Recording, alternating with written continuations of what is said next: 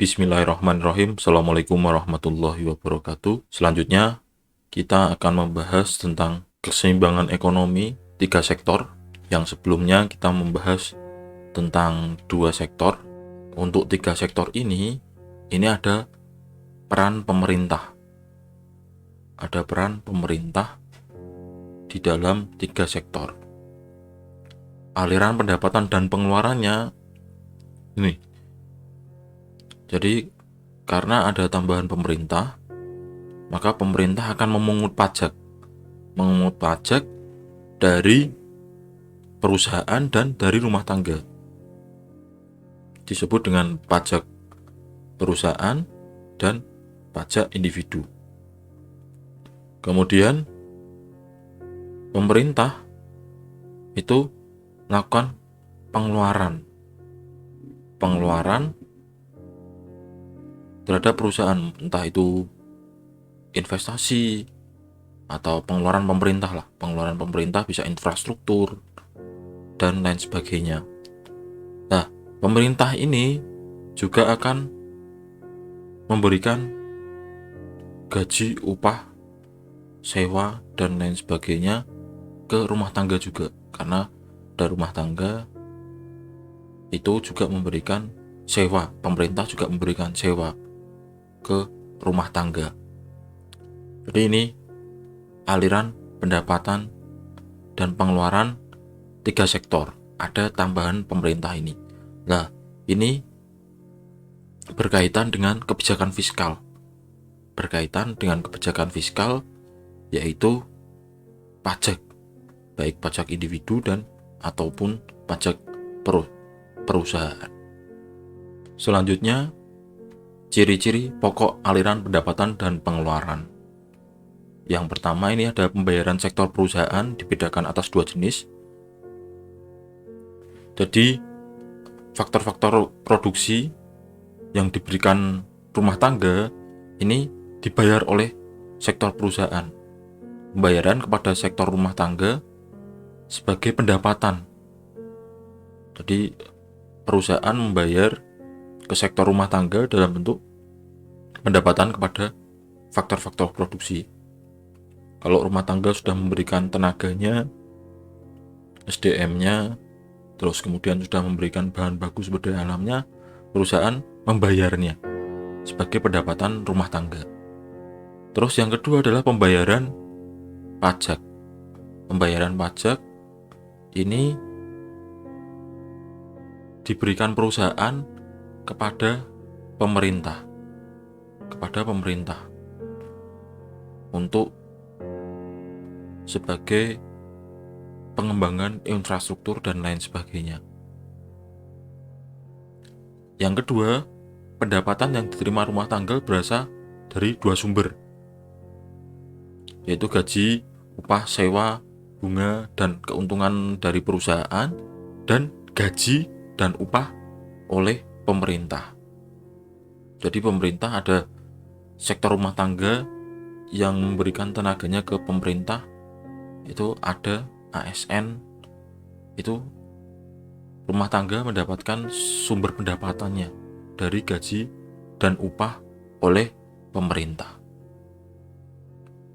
Terus yang ketiga, pemerintah menerima pendapatan berupa pajak dari perusahaan dan rumah tangga. Lah ini di bulan Maret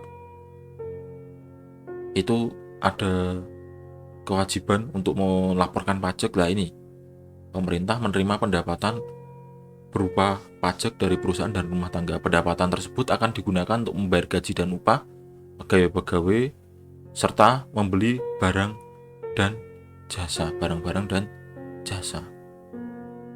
Terus yang keempat, pendapatan yang diterima rumah tangga Y digunakan untuk ada tiga.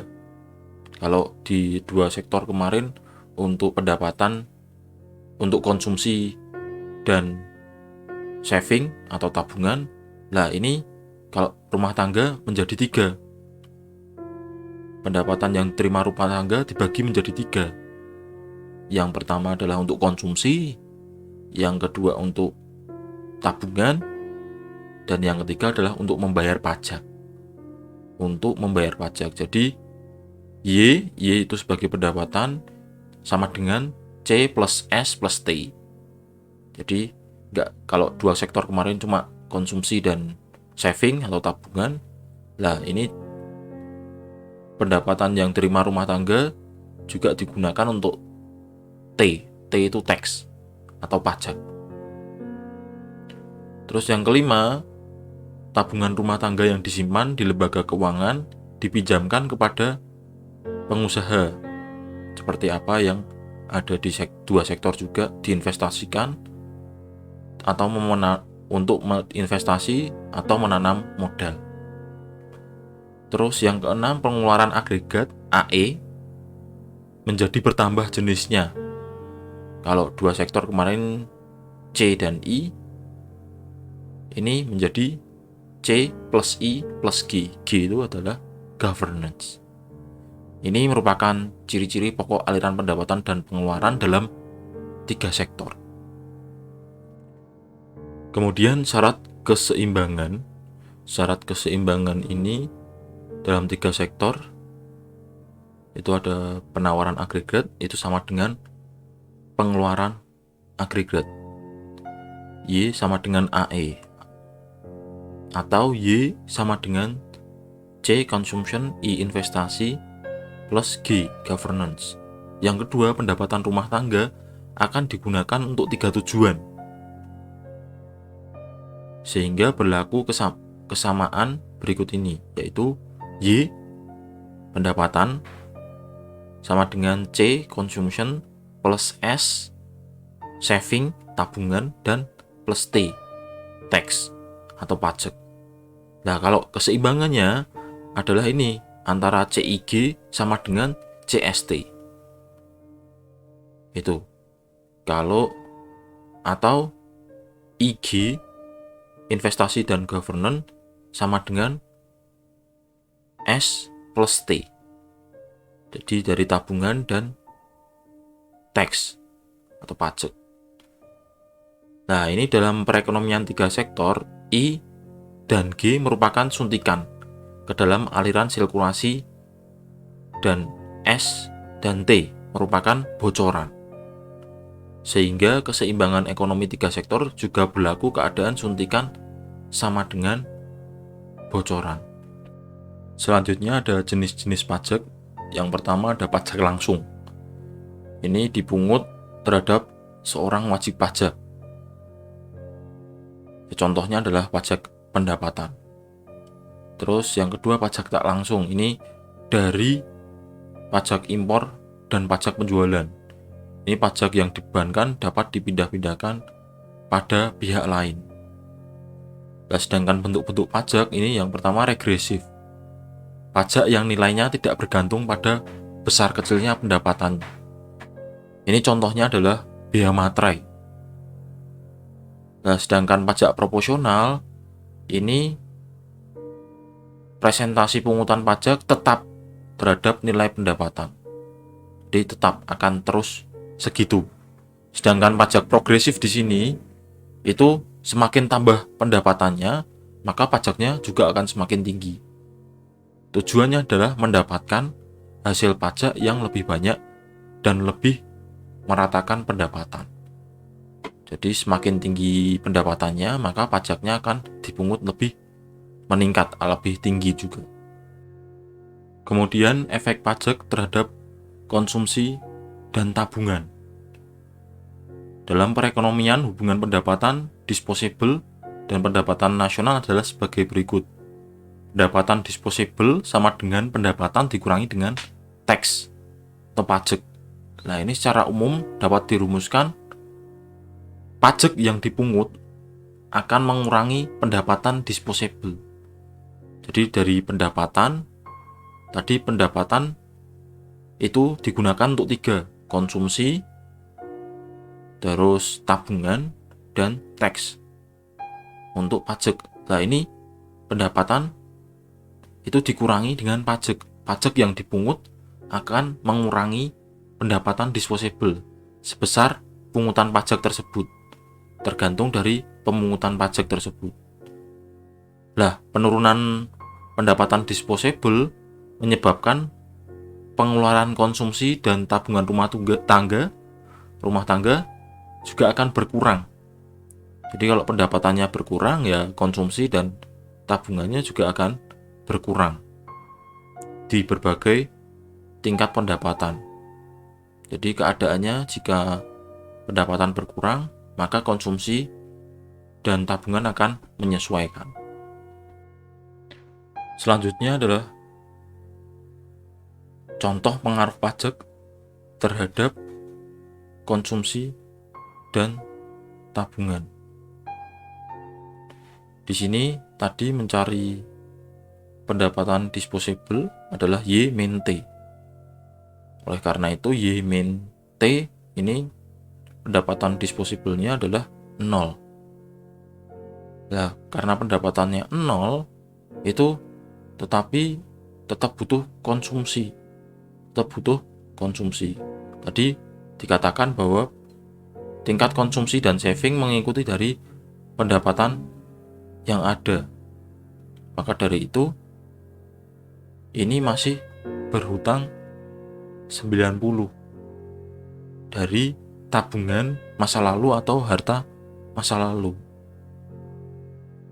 Sedangkan selanjutnya adalah dari pendapatan dikurangi dengan konsumsi. Konsumsinya masih tinggi karena mengikuti tadi pendapatannya, tingkat konsumsinya mengikuti dari pendapatan yang ada. Ini masih berhutang 30, mengambil tabungan dan harta masa lalu. Terus ini sudah mulai bisa menabung 30, terus ini bertambah 90 dan seterusnya. Ini ketika keadaannya adalah sebelum terkena pajak, maka pajaknya di sini 0. Lah, gimana kalau sudah kena pajak nih? Pajaknya adalah 40 triliun. Ketika Y tadi YD sama dengan Y min T, maka tetap membayar pajak min 40. Jadi min 40 untuk pendapatan disposable. Nah, di sini itu karena harus bayar pajak dan harus mengeluarkan konsumsi di sini, maka tabungan yang digunakan atau mengambil tabungan dari masa lalu maupun harta itu menjadi 100. Jadi ID min consumption, maka min 100. Terus kemudian ketika pendapatannya Y-nya 240, pajaknya 40 triliun, maka pendapatan disposable adalah 200. Dari 240 dikurangi 40, 200. Nah, ini konsumsinya menjadi 240. Maka tetap menggunakan tabungannya karena YD min C jadi min 40. Terus ketika 480, maka dikurangi dengan pajak jadi 440. Pendapatan disposable dikurangi dengan konsumsinya. Untuk mencari S dikurangi dengan konsumsinya. 440 dikurangi 420. Jadi tabungannya akan mendapatkan 20 dan seterusnya. Kemudian efek pajak tetap terhadap konsumsi dan tabungan. Nah, di sini tadi keadaan sebelum pajak. Y itu sama dengan YD, pendapatan itu sama dengan YD. Jadi itu Y min T. Y sama dengan YD min T. Di sini.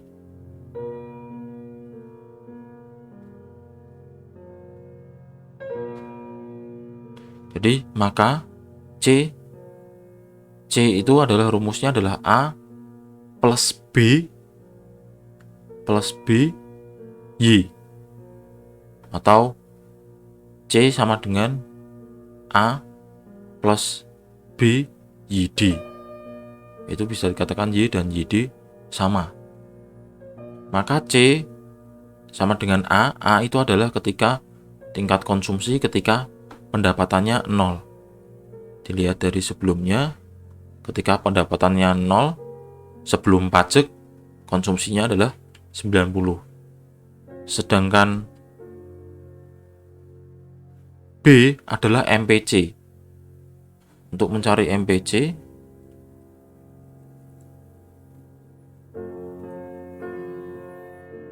adalah delta C dibagi dengan delta Y. Jadi delta C adalah 270 min 90. 180 dibagi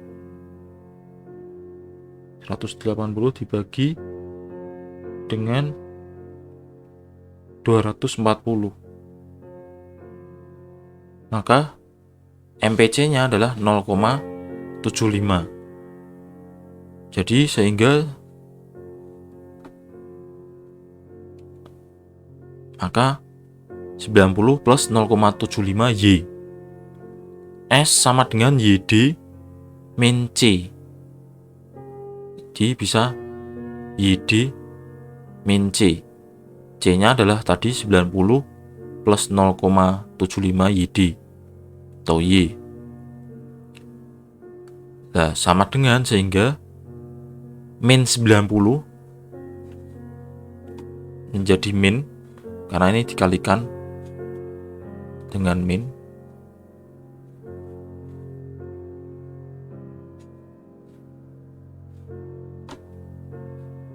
Nah, ini dikalikan dengan ini menjadi min 90. Terus ini dipindah menjadi 1 min 0,75. 1 min 0,75. Yaitu 1 dikurangi 0,75 menjadi 0,25 YD.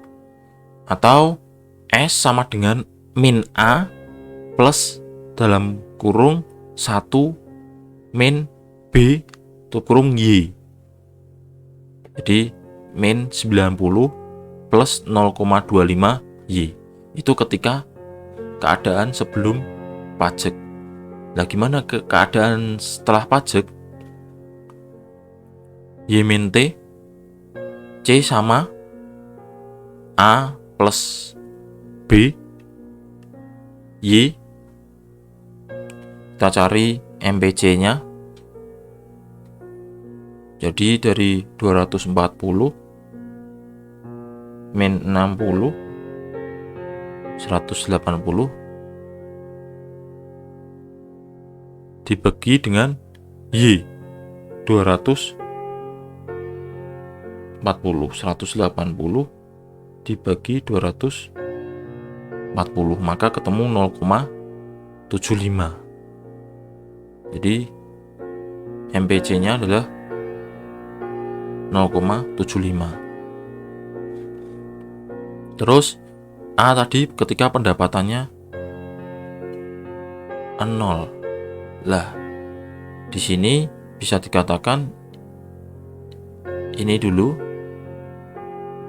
dari kena pajak 90 plus. Nah, ini dikurangi Y min T dikali Y min T. Y min T. T-nya adalah pajak. Di sini pajaknya adalah terkena 40. 90 ini sebelum pajak ya, sebelum pajak. Kemudian YD sama dengan Y min T. Nah, maka dari itu Y min 40. Kemudian ini dikeluarkan 90. Ini dikalikan 0,75 dikali 40. 0,75 dikali 40 hasilnya adalah 30. Kemudian ini 0,75 dikali Y.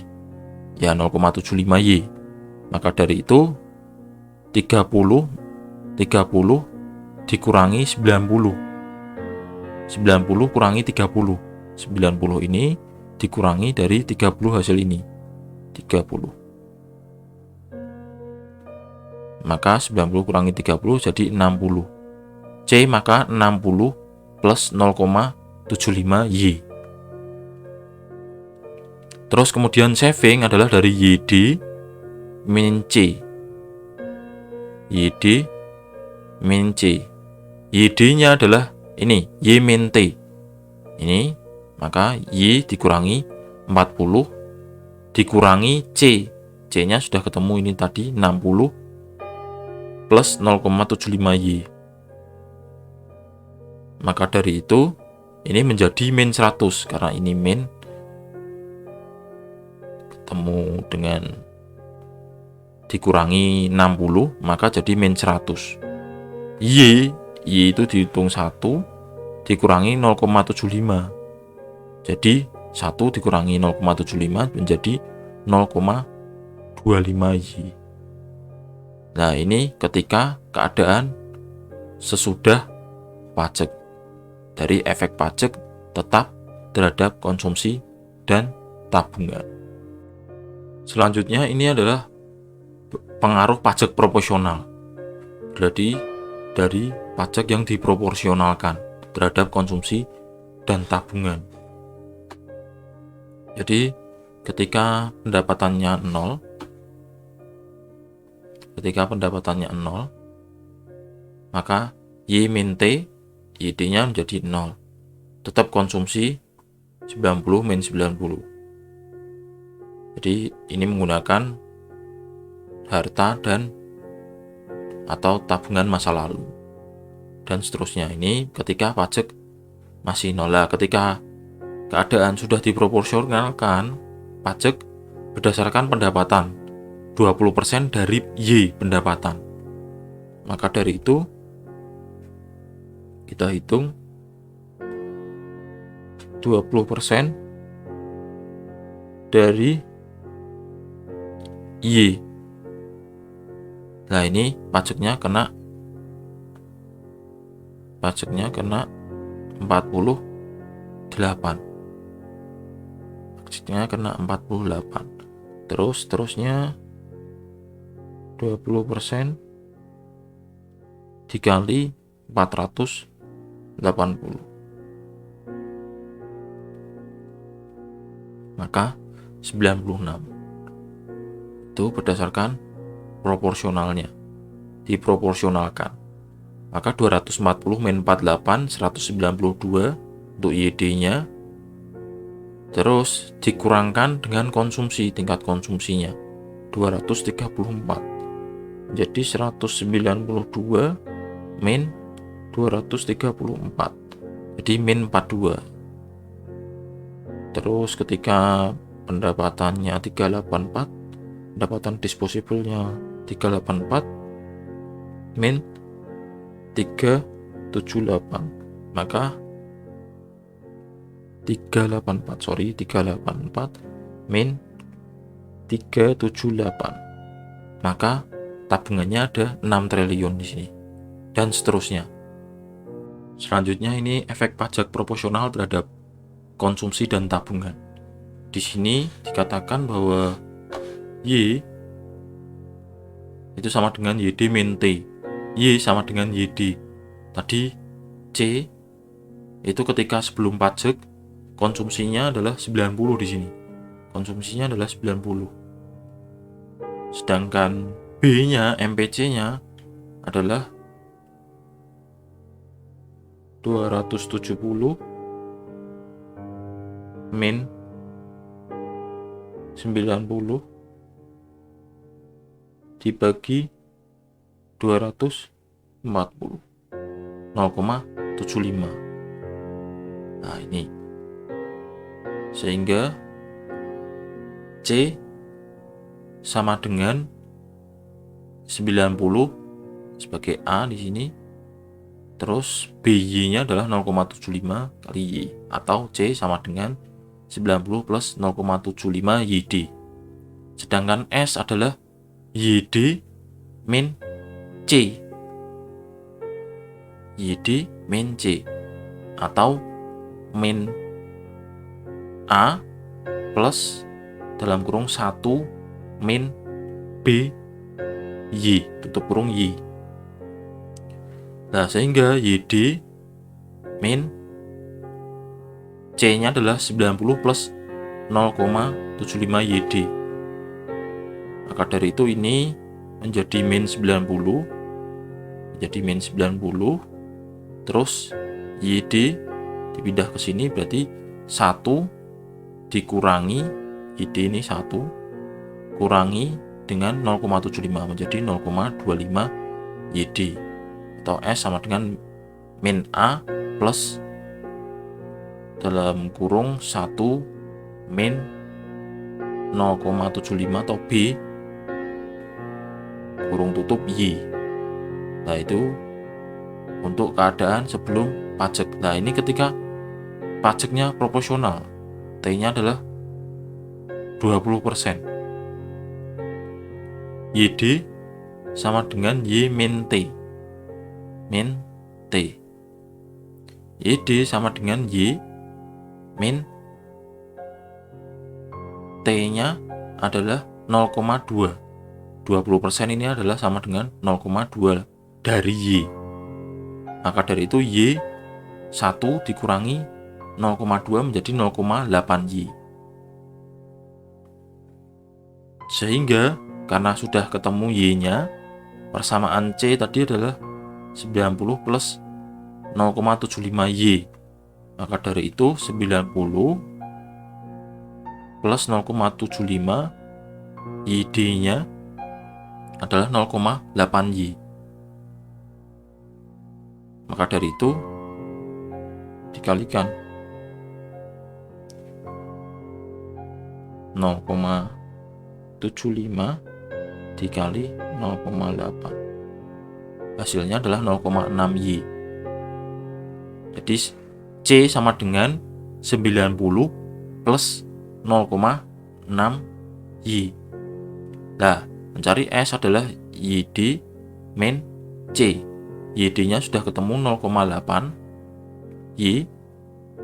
Terus min C 90 plus 0,6 dari sini. Sehingga ini menjadi minus 90. Terus kemudian ada pengurangan 0,8 Y. Pengurangan 0,8 dikurangi dengan 0,6. Sehingga S adalah min 90 plus 0,2 Y. Nah, ini sebagai pembuktian rumus ketika teks itu sebesar 0,2 terus MPC 0,75. MPC Y sama dengan 1 min T sebagai teks dikalikan B, maka 1 dikurangi 0,2 adalah 0,8 dikalikan dengan 0,75, maka hasilnya adalah 0,6. Terus lihat MPCY. MPCY ketika teksnya 0,2 dilihat dari sini. Jadi 234 dikurangi 90, 234 dikurangi 90, hasilnya 144. Atau gini saja, 234 min 90 dibagi dengan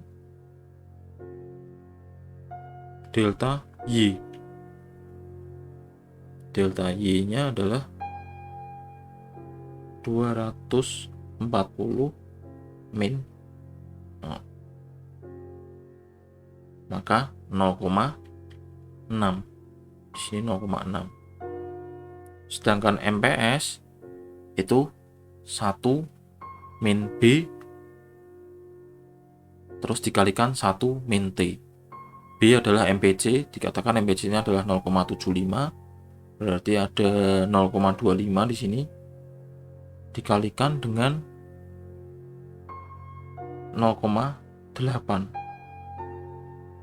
Dari pengurangan 1 dikurangi 0,2, dari 1 ini dikurangi 0,2, maka 0,25 dikali 0,8, hasilnya adalah 0,2. Dan mencari MPS, di sini MPS dari min 42 dikurangi min 90 dibagi 240, hasilnya adalah 0,2. Nah, maka pembuktian rumusnya sama.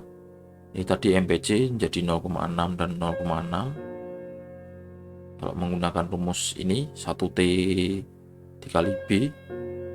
Kalau menggunakan MPS menggunakan 1 min B dikali 1 min T, itu hasilnya sama dengan MPS. Mencari delta S dibagi delta Y, itu hasilnya sama. Ini sebagai pembuktian rumus. Lah, di sini ada pengeluaran pemerintah. Ini ada 3 penentu pengeluaran pemerintah. Yang pertama adalah proyeksi dari jumlah pajak yang diterima, dilihat dari pajak yang diterima oleh pemerintah, tujuan ekonomi yang ingin dicapai. Yang ketiga adalah pertimbangan politik dan keamanan. Nah, di sini ada fungsi pengeluaran pemerintah. Di sini ada pendapatan nasional untuk sumbu di bawah, dan yang naik ada pengeluaran pemerintah. Nah, ini ada tambahan pengeluaran itu ketika pengangguran tinggi, maka pemerintah melakukan pembelanjaan di sini, pembelanjaan yang lebih banyak. Maka dari G ke G1 ini ada tambahan pengeluaran karena dari pengangguran yang tinggi. Sedangkan ini pengurangan pengeluaran itu ketika menghadapi inflasi. Lah, pemerintah di sini berusaha untuk menurunkan pengeluarannya. Maka berpindah antara G ke G2. Nah, ini keseimbangan ekonomi dalam 3 sektor ketika pajaknya tetap. Ini di sini ketika pajaknya tetap. Pajaknya akan 40. Nah, untuk mencari pengeluaran agregat atau AE itu kalau 3 sektor, kalau kemarin 2 sektor hanya C plus I. Kalau di sini adalah C plus I plus G. Mari kita buktikan.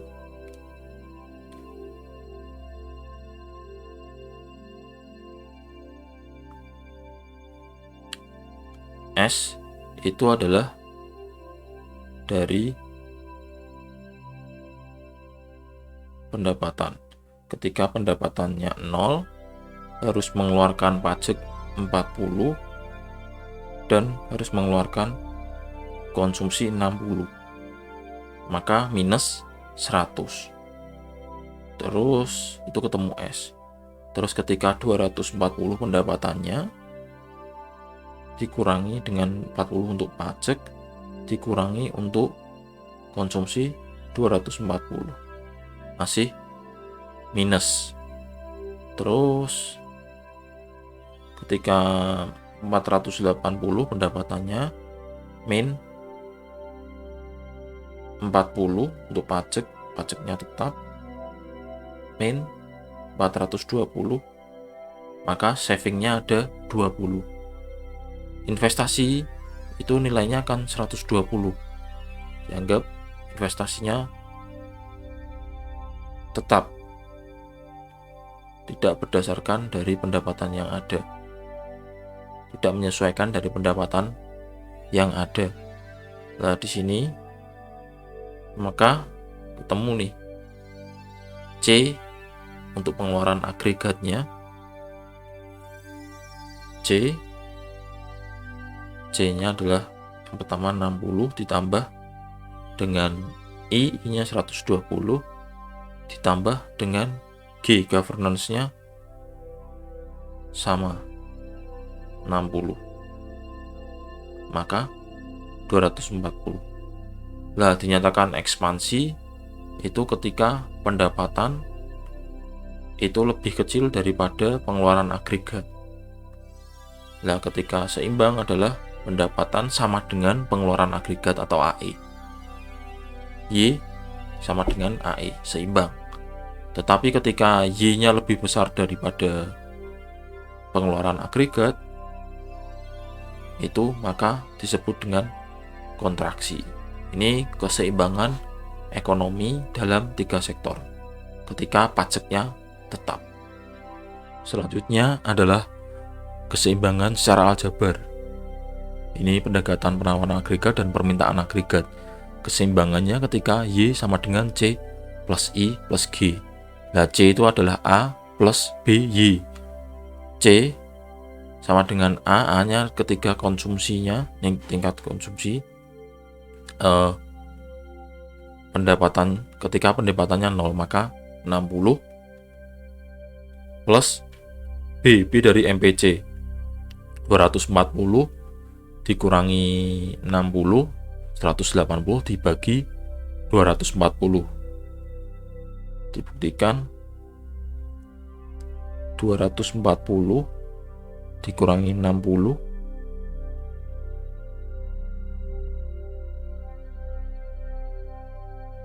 terus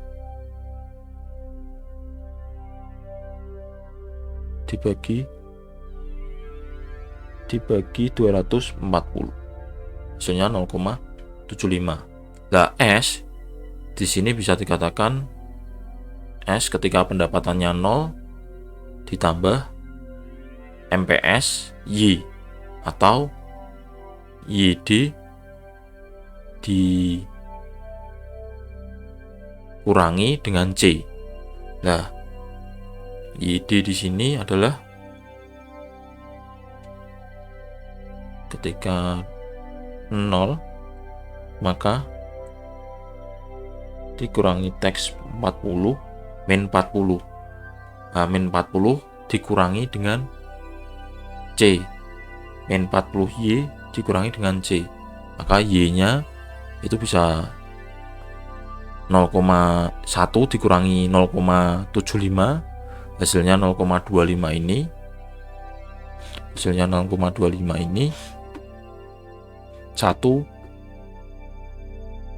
0,25 ini. Terus dari 60, dari min 40 dikurangi dengan 60, hasilnya min 100. Itu adalah S. Nah, kemudian I-nya diketahui bahwa 120 di sini dan G-nya 60.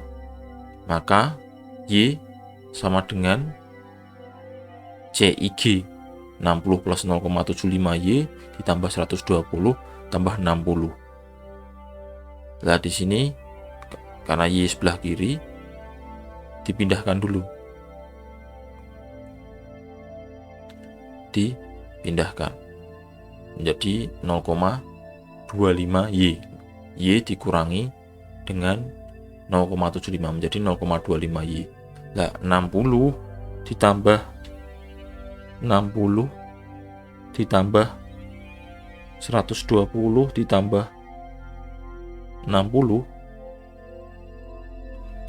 itu hasilnya adalah 240. Kemudian menjadi 240 dibagi 0,25. Itu adalah 960. Kemudian pendekatan suntikan dan bocoran. I plus G di sini ketahui I-nya adalah 120, G-nya 60.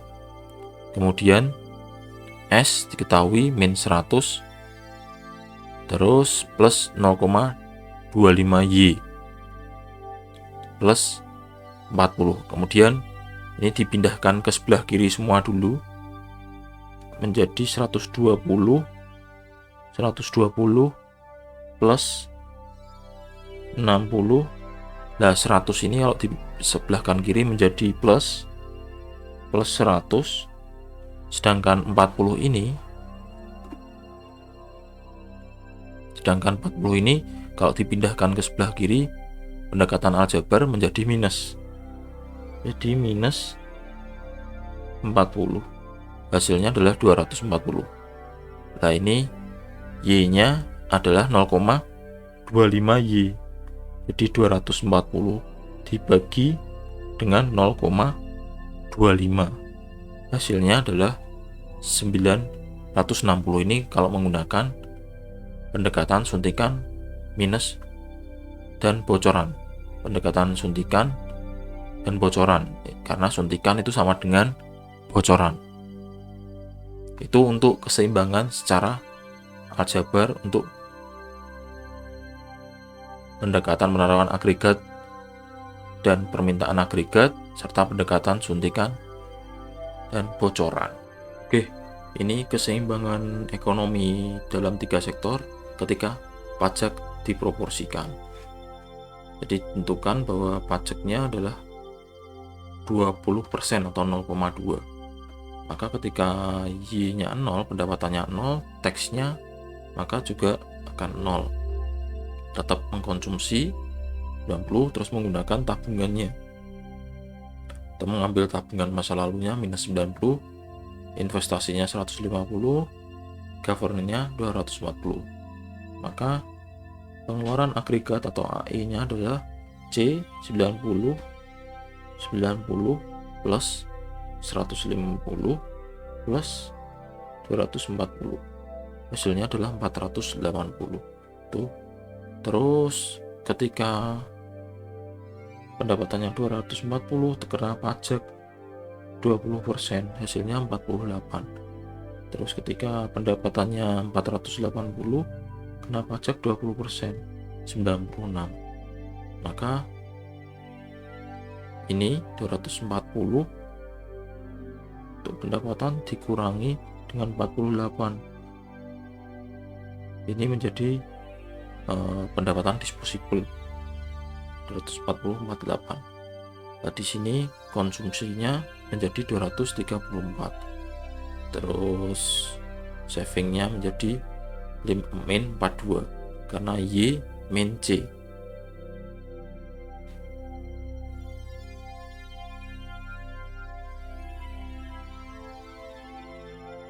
Y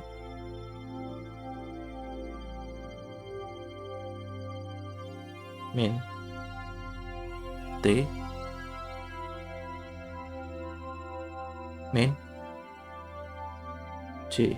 Hasilnya adalah S-nya adalah min 42 di sini. Y min T min C. Hasilnya adalah 42 ini. Nah, ini Y min T min C, hasilnya plus 6. Nah, dikatakan ekspansi adalah ketika pengeluaran agregat lebih besar daripada pendapatannya.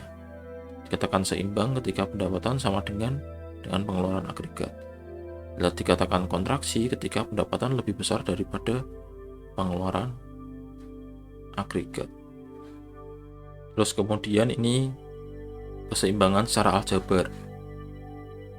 Nah, ini C adalah dari 90, konsumsi 90 ketika pendapatannya 0. Nah, di sini 90. Terus Y atau B untuk C adalah A plus BY. B adalah MPC. MPC adalah 234 min 90 dibagi 240. Hasilnya adalah 0,6 Y. Nah, S ini min A. Min A berarti min 90 plus 1 plus 0,2. 0,2 ini dari MPS di sini. Dari MPS. MPS-nya adalah minus 42 dikurangi minus 90 dibagi 240. Hasilnya adalah 0,2 di sini. Nah, ini adalah C sama dengan 90 plus 0,6, S sama dengan min 90 plus 0,20 Y. 0,2 Y. Nah, di sini Y sama dengan C plus I plus G. I-nya diketahui 150 di sini dan G-nya 240. Maka Y sama dengan C-nya 90 plus 0,6Y, 0,60Y plus 150 plus 240. Maka dipindahkan ke sini Y min 0,60. Jadi 1 min 0,60 menjadi 0,40. Maka penambahan 90 ditambah 150 ditambah 240 hasilnya 480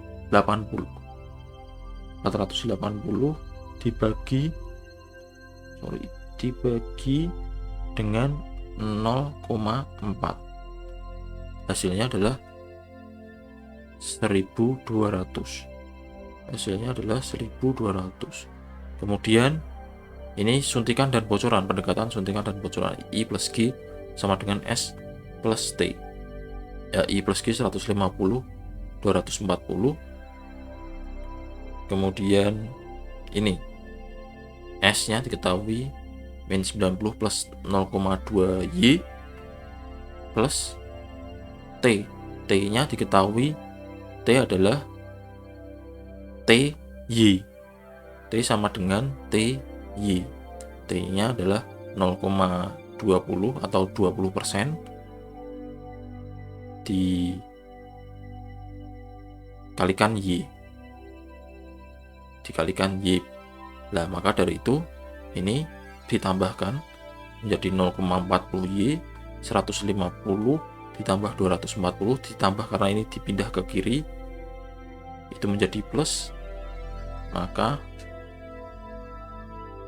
150 ditambah 240 ditambah 90, maka 480 dibagi dengan 0,4. Penambahan ini 0,20 ditambah 0,20 Y berarti 0,4. Hasilnya 1200. Jadi Y sama dengan 1200. Ini pendekatan aljabar keseimbangan ekonomi dalam 3 sektor ketika pajak diproporsikan.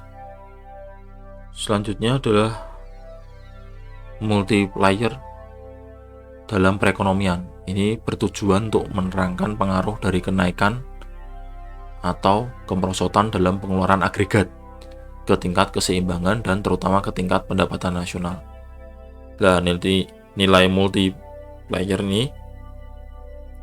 ini menggambarkan perbandingan di antara jumlah penambahan atau pengurangan dalam pendapatan nasional dengan jumlah pertambahan atau pengurangan agregat yang telah menimbulkan perubahan dalam pendapatan nasional tersebut. Ini rumusnya, silahkan diamati. Kemudian selanjutnya adalah ini tahapan prosesnya. Ini dilihat adalah I ini dari pertambahan pendapatan nasional dari delta Y1. Ini 20, kemudian delta Y2 15. Nah, terus ini pajaknya ketika pajaknya tetap, pajaknya 0 di sini. Nah, pertambahan pendapatan disposable itu 1 ditambah 2. 1 dikurangi 2. Nah, ini di sini ada rumusnya, silahkan diamati sendiri. Di sini ada rumusnya, 1 dikurangi 2 maka 20. Nah, di sini delta C gambarkan 0,75 dikali 1. 20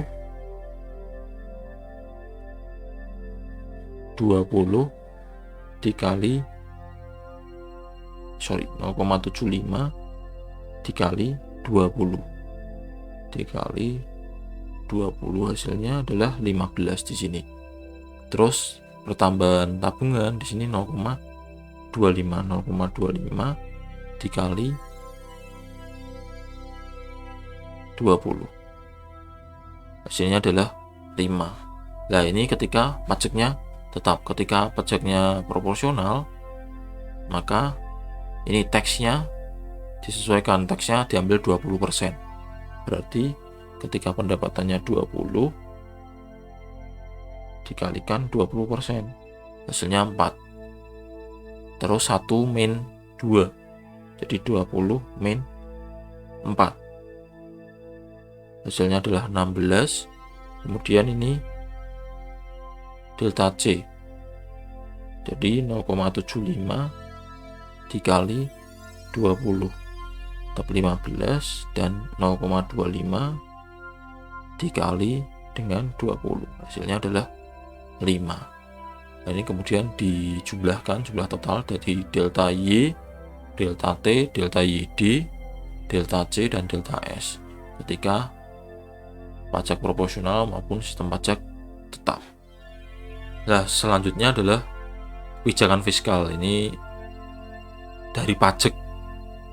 Kebijakan fiskal adalah kebijakan ekonomi yang digunakan pemerintah untuk mengelola atau mengarahkan perekonomian ke kondisi yang lebih baik, atau diinginkan dengan cara mengubah penerimaan dan pendapatan pemerintah. Ini bisa dari pajak. Notasi pengeluaran pemerintah disebut G, notasi untuk penerimaan pemerintah disebut T atau tax. Itu disebut dengan kebijakan fiskal. Ini tujuan kebijakannya mencapai stabilitas perekonomian, memacu dan mendorong terjadinya pertumbuhan ekonomi, memperluas dan menciptakan lapangan kerja, menciptakan terwujudnya keadilan sosial bagi masyarakat, mewujudkan pendistribusian dan pemerataan pendapatan, mencegah pengangguran dan menstabilkan harga. Ini masalah pengangguran, masalah yang muncul karena pengeluaran agregat AE berada di bawah pengeluaran agregat yang diperlukan untuk mencapai tingkat konsumsi full employment. Pendapatan nasional nilainya berada di bawah pendapatan nasional potensial. Jadi ketika pendapatan nasional itu berada di bawah pendapatan nasional potensial, ini menjadi masalah pengangguran. Terus adanya jurang deflasi yang saya sampaikan di pertemuan sebelumnya, terus jurang kesenjangan deflasi, yaitu jumlah kekurangan pembelanjaan agregat yang diperlukan untuk mencapai konsumsi full employment. Ini masalah inflasi mengenai kenaikan harga. Ini politik anggaran, ini kaitannya dengan kebijakan fiskal. T lebih besar dari G atau G lebih besar dari T, itu disebut anggaran defisit. Nah, terus anggaran surplus ketika G lebih besar dari T atau T kurang dari G. Terus anggaran berimbang ketika G sama dengan T atau delta G sama dengan delta T. Ini macam-macam kebijakan fiskal, fiskal otomatis dan fiskal diskresioner. Nah, ini 3 bentuk kebijakan diskresional. Silakan dibaca langkah-langkah harus dari pemerintah untuk mengatasi masalah pengangguran. Ini ada langkah-langkahnya. Ini untuk mengatasi inflasi, menaikkan pajak, mengurangi pengeluaran, dan lain sebagainya. Nah, itu untuk pertemuan kali ini. Semoga apa yang saya sampaikan pada perekonomian 3 sektor ini dapat bermanfaat. Kurang lebihnya dari saya mohon maaf. Wassalamualaikum warahmatullahi wabarakatuh.